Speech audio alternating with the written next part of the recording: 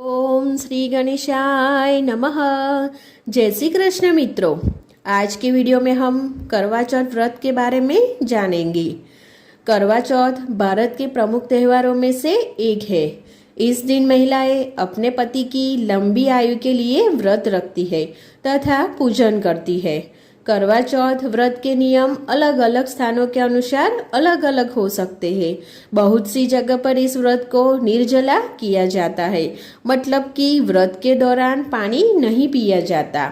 लेकिन बहुत से क्षेत्रों में इस व्रत के दौरान पानी व चाय आदि पी लिया जाता है। इसलिए आप अपने क्षेत्र के अनुसार व्रत का पालन कर सकते हैं।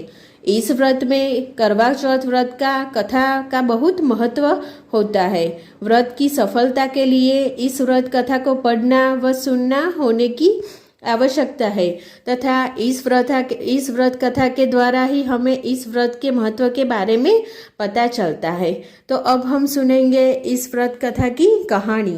एक ब्राह्मण के 7 पुत्र थे और वीरावती नाम की एक लौटी पुत्र थी।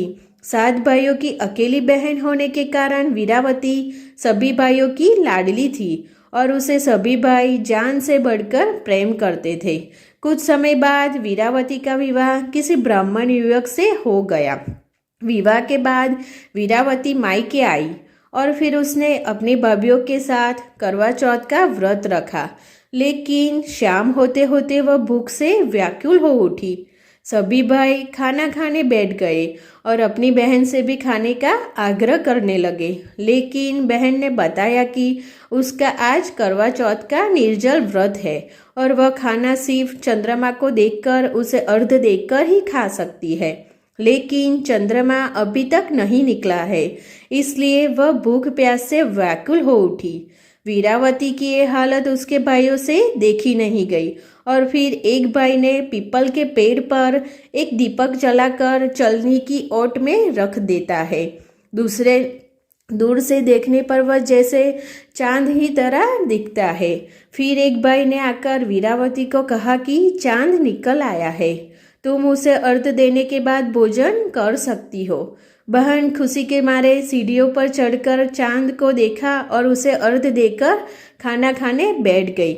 उसने जैसे ही पहला टुकड़ा मुंह में डाला है तो छींक आई, दूसरा टुकड़ा डाला तो उसमें बाल निकल आया।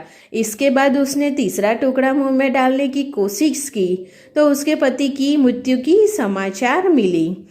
उसकी भाभी उसे सच्चाई में अवगत कराती है कि उसके साथ ऐसा क्यों हुआ। करवा चौथ का व्रत गलत तरीके से टूटने के कारण देवता उससे नाराज हो गए। एक बार इंद्रदेव की पत्नी इंद्राणी करवा चौथ के दिन धरती पर आई और वीरावती उनके पास गई और अपने पति की रक्षा के लिए प्रार्थना की। देवी इंद्राणी ने वीरावती को पूरी श्रद्धा और विधि विधान से करवा चौथ व्रत करने के लिए कहा। इस बार वीरावती पूरी श्रद्धा से करवा चौथ का व्रत रखा। उसकी श्रद्धा और भक्ति देखकर भगवान प्रसन्न हो गए और उन्होंने वीरावती सदा सुहागन का आशीर्वाद देते हुए उसके पति को जीवित कर दिया। इसके बाद से महिलाओं का करवा चौथ व्रत पर अटूट विश्वास होने लगा। आप सभी भी अपने पति के लिए करवा चौथ व्रत अवश्य कीजिए। आप सभी को करवा चौथ व्रत की खूब खूब बधाई। आपको मेरा ये वीडियो अच्छा लगे लाइक और सब्सक्राइब जरूर करना। धन्यवाद। जय श्री कृष्ण मित्रों।